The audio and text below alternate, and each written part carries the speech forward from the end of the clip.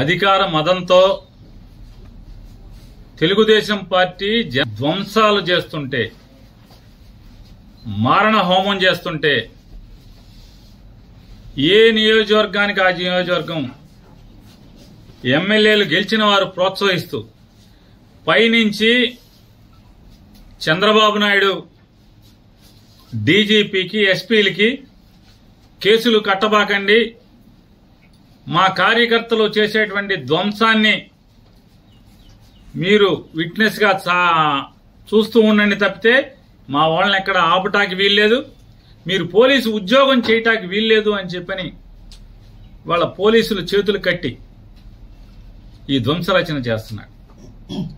ఈ రాష్ట్రానికి గతంలో బీహార్ ఎట్లా ఉండేదో లేదా ఒక ఉత్తరప్రదేశ్ ఎట్లా ఉండేదో ఇవాళ ఆంధ్రప్రదేశ్ రాష్ట్రాన్ని కూడా ఒక హింసా రాష్ట్రంగా, హింసా రాజ్యంగా ఆయన తయారు చేస్తున్నటువంటి తండ్రి కొడుకు ఇద్దరు కలిసి చేస్తున్నటువంటి పరిస్థితులు ఇవాళ ఎంత అంటే పోలీసులు అంటే కాపాడవలసినటువంటి అరాచక శక్తుల్ని, రౌడీ మోకల్ని, రౌడీల్ని అరికట్టాల్సినటువంటి పోలీసులు కనీసం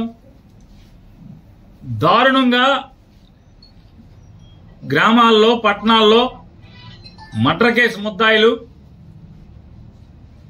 రౌడీ షీటర్స్ అందరూ కూడా స్థానిక సిఐల్ని, డిఎస్పీల్ని ఎరా ఉద్యోగం చేయాలని లేదా, ఉంటావరా నువ్వు ఎక్కడ అని మాట్లాడుతున్నా కూడా కనీసం అన్ని వీడియోలు ఉన్నాయి.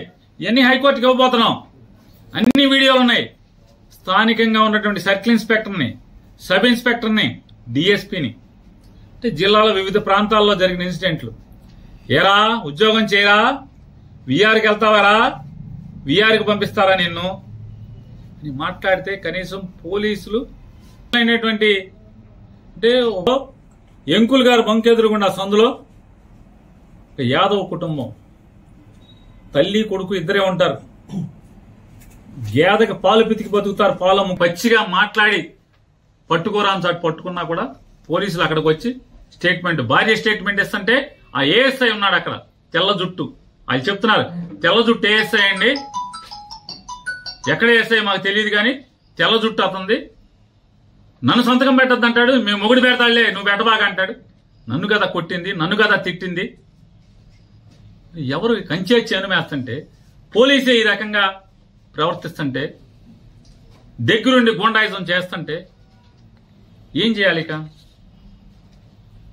ఇళ్ల మీదకి పట్టి ధ్వంసం చేస్తే బలరాన్పేటలో వడ్డెర కులస్తురాలు భద్రరావు గారి కోడలు, భద్రరావు అని ముఠా మేస్త్రి, కూలీ ముఠా మేస్త్రి అంజి అని చెప్పని, అంజి భార్య అమ్మాయి ముగ్గేసుకుంటుంటే తాగి 10 మంది రౌడీలు ఆ అమ్మాయి కాళ్ళ మధ్యకి బాంబులేసి, అమ్మాయి ముగ్గేసుకుంటుంటే ఇంటి ముందు కాళ్ళ మధ్యకి బాంబులేసి ఏమే నీ మొగుడున్నాడా అని చెప్పని దౌర్జన్యానికి వెళ్తే ఆ అమ్మాయి తిరిగి ఏమయ్యా బాంబులు నా మీద వేస్తావా, నువ్వు గెలిస్తే మీ ఊరేగు మా మీద దౌర్జన్యం చేస్తారా, నా మొగుడితో ఏం పని నీకు అని చెప్పని అడిగితే ఇంట్లోకి వెళ్ళి ధ్వంసం చేశారు. కేసు లేదు, తిరగబడ్డారు అప్పుడు వాళ్ళు.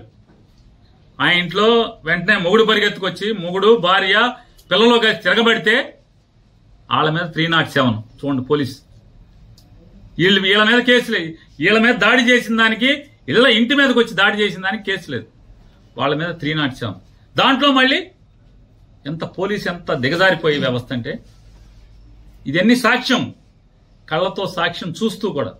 నేను గొడవ జరుగుతుందని బంద్ర డిఎస్పీ గారికి ఫోన్ చేశాను, బలవాన్పేటలో గొడవ జరుగుతుందని చెప్పాను, పోలీసుని పంపని. నాకు ఫోన్ రాగానే నేను ఫోన్ చేసి పంపించాను, చెప్పండి అర్జెంటుగా పంపండి. పోలీసు ప్రత్యక్షంగా ఉండగా ఆ ఇంటి మీద గొడవ చేసి కొడితే, పోలీసు ఉన్నా కూడా ఏం పట్టించుకోకపోతే, వాళ్ళు తిరగబడితే ఆత్మరక్షణ కోసం తిరగబడితే 307, వీళ్ళు కేసు లేదు.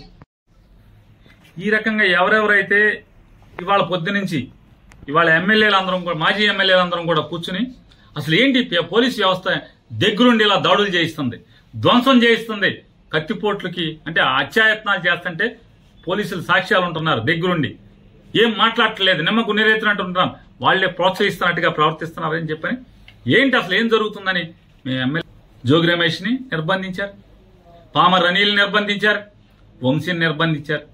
వీళ్ళని కూడా నిర్బంధిస్తే దాటుకుని మీ ఇష్టం వచ్చింది చేసుకోండి అని చెప్పి నడుచుకుంటా ఊరి చివరికి వస్తే చివరికి అప్పుడు వేరే కార్లు వేసుకుని రావాల్సిన పరిస్థితి. అంటే మీరు ధ్వంసం చేసే వాళ్ళని, దాడులు చేసే వాళ్ళని, కిరాయి మోకల్ని, అల్లరి మోకల్ని, రౌడీ మోకల్ని కంట్రోల్ చేయరు. మీ ముందే మీ ప్రత్యక్షంగా మీరున్నంగా ఇళ్ల మీద పడి ధ్వంసం చేస్తుంటే, ఇళ్లలో ఆడమగాని కొడుతుంటే మాట్లాడరు, కేసులు కట్టరు. ఏం జరుగుతుందా మరి మనం ఏం చేద్దామని చెప్పని ఎస్పీని కలుద్దామా, ఏం చేద్దాం, గట్టిగా